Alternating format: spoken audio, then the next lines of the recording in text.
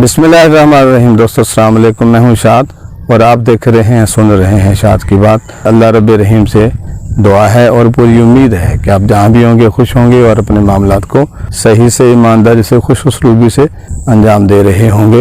अहमियत यकीनन अल्फाज की होती है लेकिन असर लहजे रखते हैं। ये बात बिल्कुल दुरुस्त है। सभी जानते हैं कि लहजे इंसान की फितरत और मिजाज का आईना होते हैं।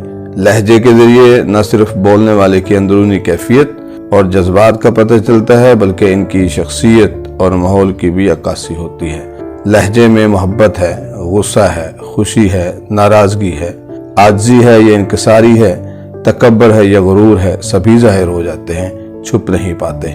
यहाँ जब हम अल्फाज की बात करते हैं तो ये भी दुरुस्त है कि अल्फाज अपनी जगह बहुत अहमियत रखते हैं, मगर इसका असर उस अंदाज और लहजे से होता है जिसमें हम इन्हें अदा करते हैं या अदा करने की कोशिश करते हैं। असर उन्हीं लहजों का ही होता है। जैसा कि कहते हैं कि एक गांव में एक बूढ़ा आदमी रहता था जिसकी उम्र काफ़ी ज़्यादा हो चुकी थी। वो हमेशा अपने तजुर्बात और इल्म की बातें गांव के नौजवानों को बताया करता। एक दिन एक नौजवान ने बूढ़े आदमी से कहा, आपकी बातें तो ठीक हैं लेकिन मैं नहीं समझता कि हमारे लिए ज़्यादा अहम है। जैसे होता है, नौजवान कम ही मुत्तफिक होते हैं बड़ों की बातों से, बड़े चंद अल्फाज के साथ बड़े बड़े मजमून और कहानियां अदा कर जाते हैं, कह जाते हैं। बच्चों की ज़हनी अप्रोच इतनी नहीं होती कि वो बड़ों की बात की गहराई को समझ सकें, नाप सकें, तोल सकें। तो ईगो सामने रहती है, क्या कहेंगे कि समझ नहीं आई, तो सिरे से इनकार ही कर देते हैं, मानते नहीं हैं। सारे नहीं होते, बहुत से बच्चे समझदार होते हैं, बड़ों की बातों को रिगार्ड देते हैं, समझते हैं, मानते हैं। पड़ा हुआ होना और कड़ा हुआ होना अलग चीजें हैं। एक बंदा भट्टी में जाकर के कुंदन हो बैठा है और एक अभी रॉ मटेरियल है, खाम माल है, अभी पीछे है। ज़ाहिर नौजवान होते हैं, होश कम ही होती है, जोश ज्यादा होता है। उसे कहने लगा कि मैं नहीं समझता कि हमारे लिए ज्यादा अहम है। बूढ़ा आदमी मुस्कुराया और कहा, बेटा एक सवाल पूछूं, अगर मैं तुम्हें खाली कागज दूं तो क्या तुम रखोगे? नौजवान ने कहा, नहीं, ये तो बेकार है, मैं क्या करूंगा इसका। फिर बूढ़े आदमी ने एक 100 रुपए का नोट निकाला और नौजवान से पूछा, अगर मैं ये नोट तुम्हें दूं तो क्या तुम इसको लोगे? नौजवान ने फौरन कहा, हाँ क्यों नहीं, इसकी बहुत वैल्यू है, इसकी कदर है। बूढ़े आदमी ने नोट को मुट्ठी में मसल कर जमीन पर फेंका और अपने पाँव से उसे कुचल दिया। फिर उसने वो गंदा और मसला हुआ नोट नौजवान को दिया और कहा, अब क्या तुम इसे लोगे? नौजवान ने कहा, जी हाँ, इसकी कीमत तो वही है।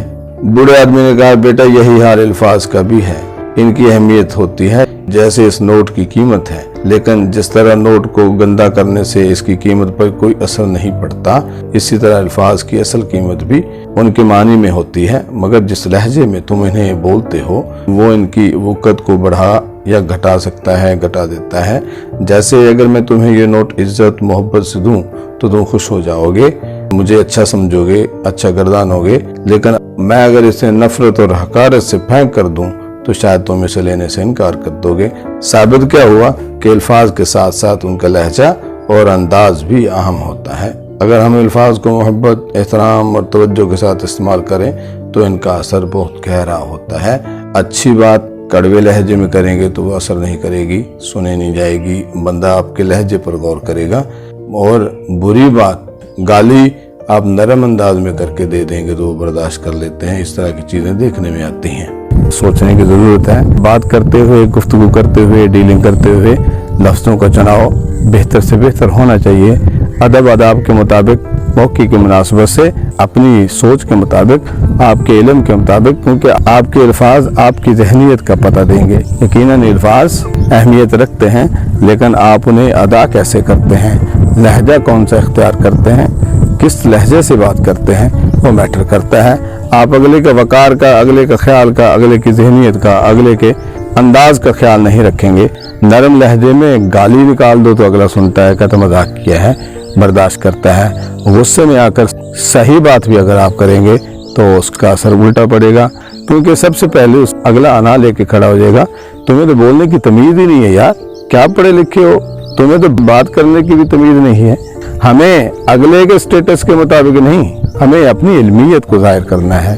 हमारे अल्फाज हमारे अंदर की इल्मियत को ज़ाहिर करेंगे। हम कितना सुलझे हुए हैं ये हमारे अल्फाज इस चीज़ की गमाज़ी करेंगे, वो ये बताएंगी।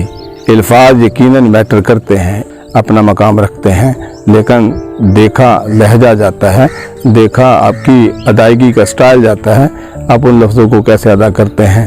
हिफ्ज़ मरातब का ख्याल रखना, अल्लाह ताला हमें जो है एक दूसरे के हिफ्ज़ मरातब का ख्याल रखने, एक छोटे बड़े का ख्याल रखने, मौके की मुनासिबत से सही अल्फाज का चुनाव, सही अल्फाज की अदायगी की तौफीक दे। किसी को तकलीफ़ हुई हो, किसी को बुरा लगा हो तो मैं माज़रत का। अल्लाह मेरा आपका हामी नासिर। वस्सलाम।